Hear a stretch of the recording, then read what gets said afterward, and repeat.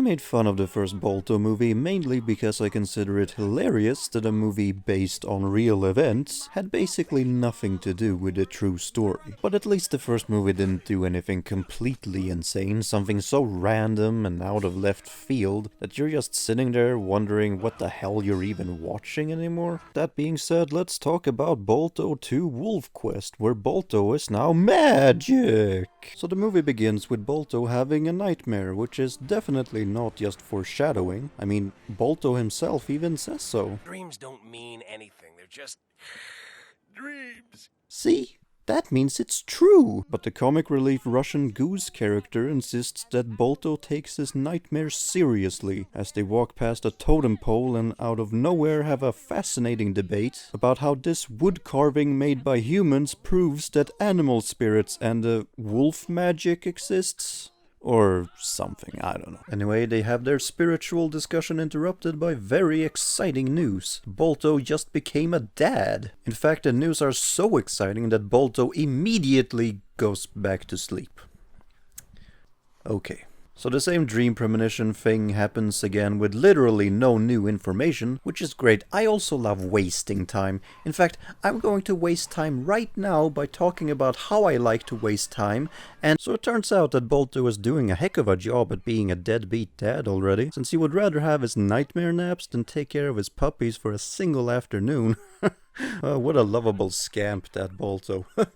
What a character. But oh no! One of our hero's puppies, Lou, looks like a wolf. This is bad, because the people of Nome, Alaska aren't a bunch of degenerate, wolf-obsessed, deviant art weirdos. Because of this, he can't even give her away for free. So he does the only reasonable thing, which is to raise a Lou in the woods together with his polar bear friends and Russian Goose dad. So it is now months or possibly years later, and the Lou still doesn't know that she is different from other dogs and only wants a human to adopt her. Which is kind of weird considering Balto has taken care of her for, again, possibly years at this point, but she still desperately wants to be owned by a human. No time to consider the implications of that, however, because time to shoot her in the face, I guess. Yeah, let's go, movie! Let's go! Of course, Balto saves Lou, but he also has to tell her the truth. Why did you attack him? What if he wanted to adopt me?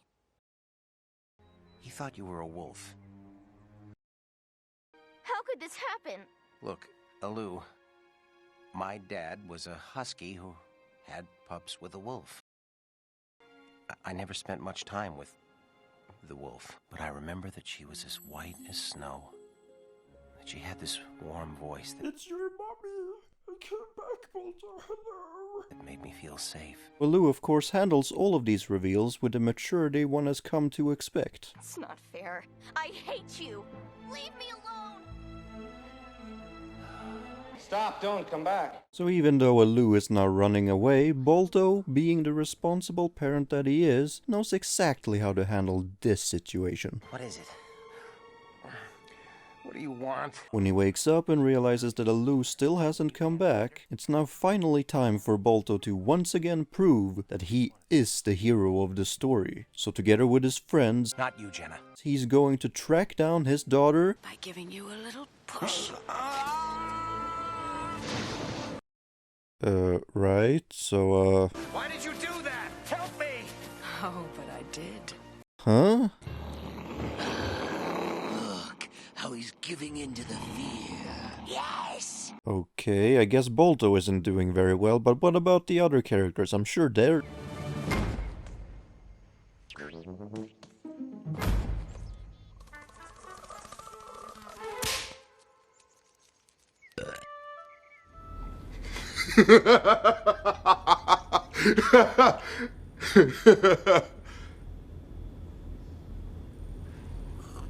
The movie cuts to Lou who finds a mouse in a cave, and that, of course, means it's time to become a musical. Wait, no it doesn't. The road is rocky and the way is far. It's a dangerous trail, a difficult quest. Thankfully, the true hero finally arrives. this random bear. Sadly, Balto once again appears out of nowhere, and while he's mostly useless in this movie, something that carries over from the first one is that if there's a bear, Balto suddenly becomes a god. Save yourself, Papa! What, miss all the excitement?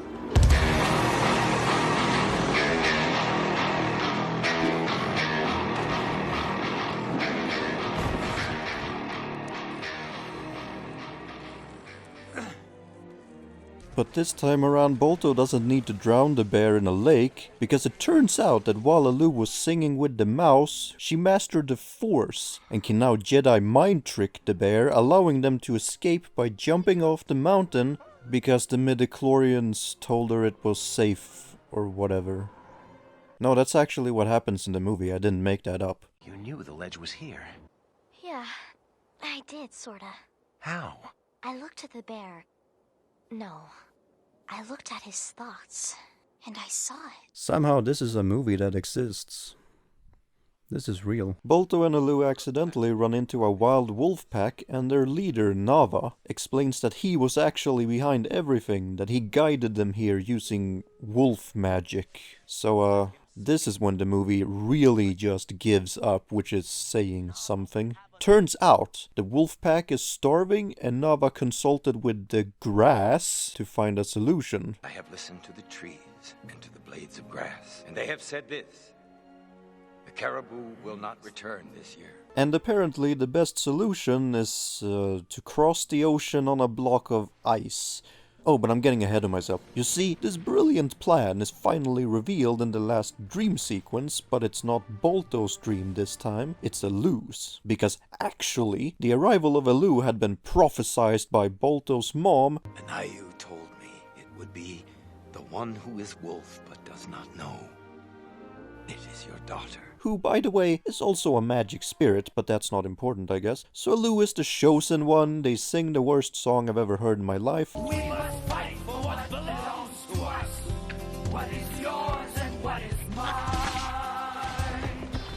And the wolf pack, now led by Alu, sail away on a sheet of ice, destined to drown in the middle of the ocean. So that's Balto 2 Wolf Quest. It's the best movie I've ever seen. In fact, if we compare it to Citizen Kane, I think you'll see that there's no talking dogs in that one, which is just unacceptable. In other words, I highly recommend watching Balto 2 Wolf Quest instead of Citizen Kane, because that's an original joke. Otherwise, probably don't. It's not very well animated, the story makes no sense and is mostly boring. But worst of all, even though they made it a musical, they got rid of Kevin Bacon as the voice of Balto, so I couldn't justify putting this in.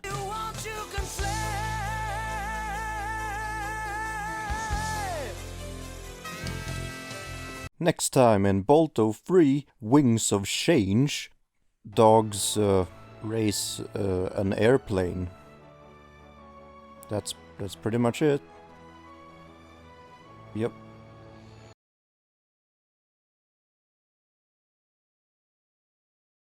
I've been around the pond a time or two.